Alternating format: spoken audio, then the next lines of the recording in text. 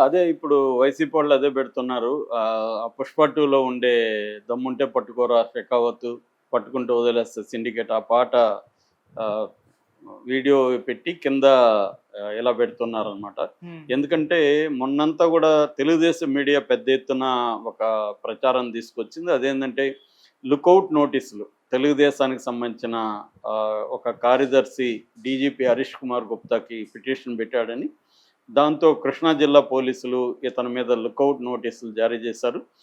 యార్ ద్వారా గానీ, రోడ్డు మార్గం ద్వారా గానీ, లేకపోతే సీ ద్వారా గానీ వేరే దేశాలకు పోకుండా లుకౌట్ నోటీస్ అనేది జారీ చేస్తారు. యాక్చువల్‌గా ఇది లుకౌట్ నోటీసులనేవి సెంట్రల్ హోమ్ శాఖ ఆహ్, చేయాలి. ఎల్ఓసి అంటారు దీన్ని. నోటీసుల్ని.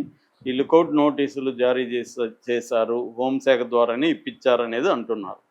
సో, దీనివల్ల ఏమైందంటే మామూలుగా చాలా కాలం నుంచి అతనికి హెల్త్ అయితే బాలేదు. అంతకుముందు గూడా తెలుగుదేశం వాళ్ళు కూడా ప్రచారం చేశారు. ఇతనికి క్యాన్సర్ అని రకరకాల పుకార్లొచ్చాయి.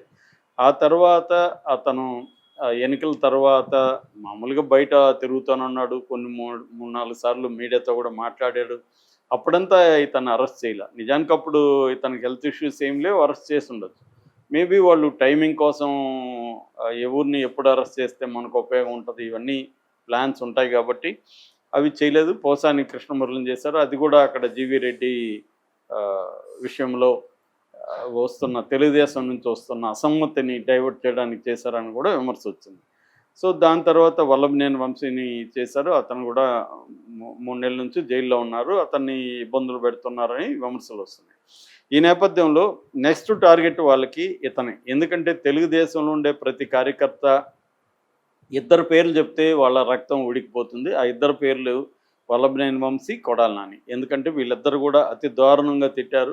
కొడాలి నా వల్లభనేని వంశీ అయినా వాళ్ళ భువనేశ్వర్ గారిని లేకపోతే లోకేష్ పుట్టిక ఇలాంటి విషయాలు మాట్లాడితే, ఇతనేమో నోరు తెరిస్తే చంద్రబాబుని వాడు వీడని అతి దారుణంగా చంద్రబాబుని, బాలకృష్ణని, లోకేష్‌ని, పవన్ కళ్యాణ్‌ని అతి దారుణంగా అనేక సార్లు కొడాలి నాని మాట్లాడితేనే అది వినాలంటేనే మనలాంటోళ్ళకి ఇబ్బందిగా ఉంటది.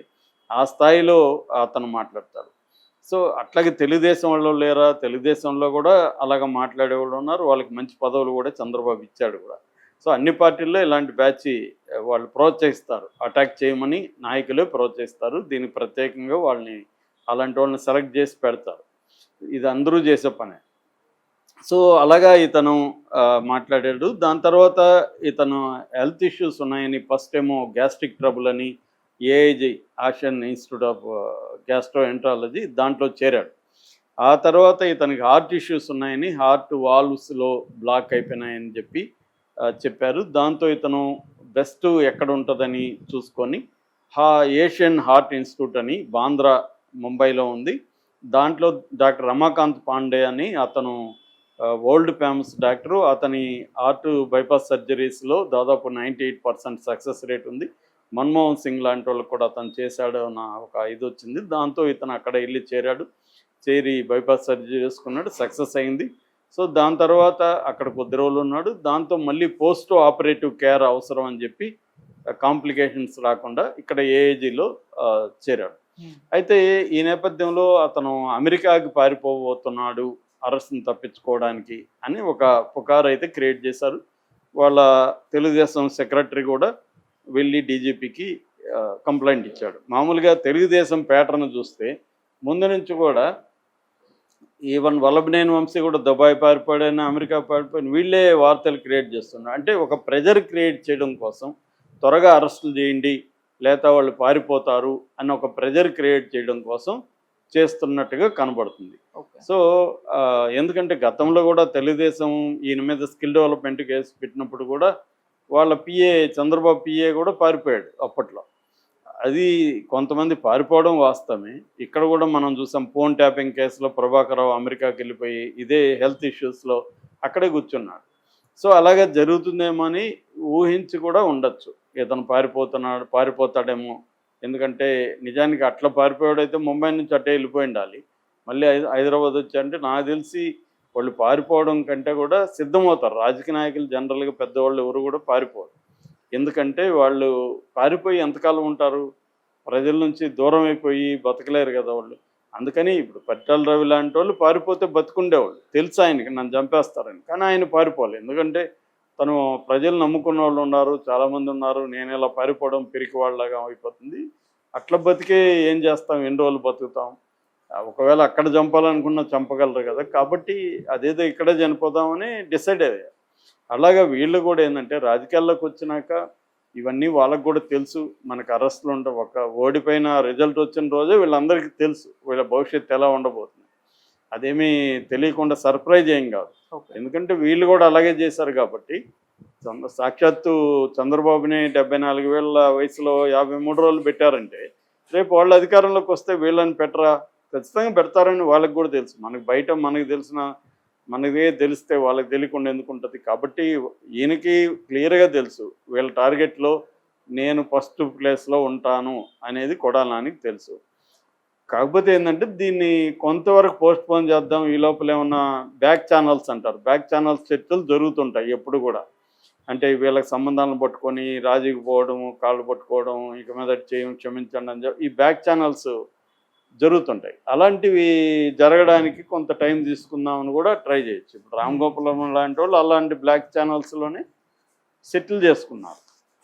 ఇంకా మిగతా వాళ్ళు కూడా చేసుకుంటారు, ఎందుకంటే వీళ్ళకి ఏ పార్టీలో ఉన్నా అన్ని పార్టీల్లో కూడా సంబంధాలు ఉంటాయి, ఏదో ఒక బంధుత్వం ఉంటుంది, వాళ్ళనంతా పట్టుకొని మేనేజ్ చేసుకుంటారు. మేనేజ్ చేసుకోలేని వాళ్ళు, మేనేజ్ చేసినా కూడా వాళ్ళు ఒప్పుకోలేని కొన్ని కేసులు ఉంటాయి. అలాంటి వాళ్ళు జైలుకి పోవాల్సింది, దానికి రెడీగా ఉంటారు వాళ్ళు కూడా.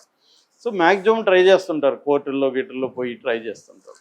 అలాగా ఇతను కూడా హెల్త్ ఇష్యూస్, నిజంగా కూడా హెల్త్ ఇష్యూస్ ఉన్నాయి.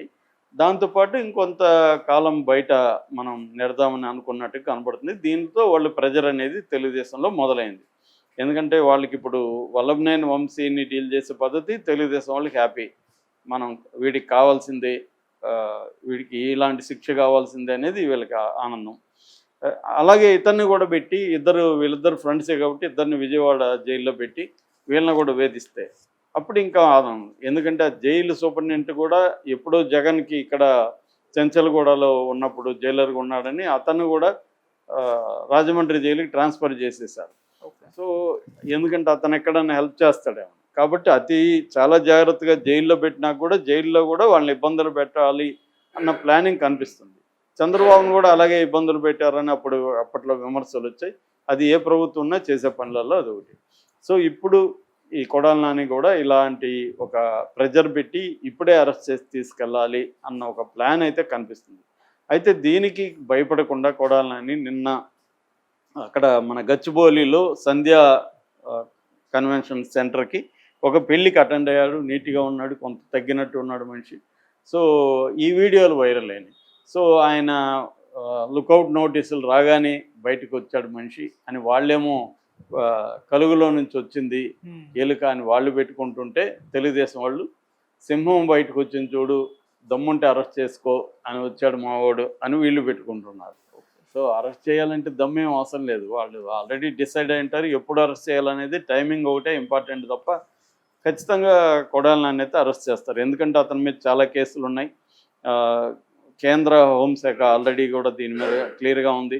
అతనికి రైతు మోషే అని ఒక రైతును మోసం చేశాడని కేసు ఉంది. తర్వాత వాలంటీర్లని రాజీనామా చేయించాడు బలవంతంగాని కేసు ఉంది.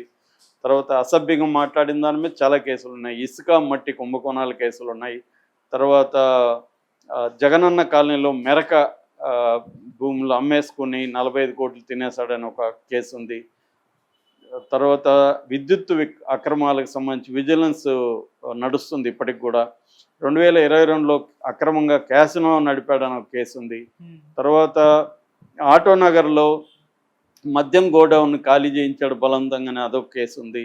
భీమేశ్వర స్వామి వేణుగోపాల స్వామి టెంపుల్స్లో 9 ఎకరాలు కబ్జా చేశాడు, అసలు ఆ ఫైల్ కూడా మిస్ చేయించాడు అని కూడా కేసు ఉంది. ఇలాగ బోల్డ్ కేసులు ఆయన మీద ఉన్నాయి. ఒకసారి ఆయన వెళ్తే కూడా ఆయనకి త్వరగా బెయిల్ రాదు. ఏదో ఒక కొత్త కేసుల్లో ఆయనకి పీటీ వారెంట్ ఇష్యూ చేసి జైల్లోనే ఉంటాడు. తనకు కూడా తెలుసు, మేబీ దానివల్ల కూడా ఆయన మొత్తం ఆరోగ్యం అన్నీ చూసుకొని అప్పుడు జైలుకి వెళ్దాం, అప్పుడు ఉందాం, జైల్లో ఎంతకాలం ఉంటామో ఉందామని డిసైడ్ అయినట్టుగా తెలుస్తుంది. ఇది అనివార్యం, తప్పదు. Okay sir, thank you so much.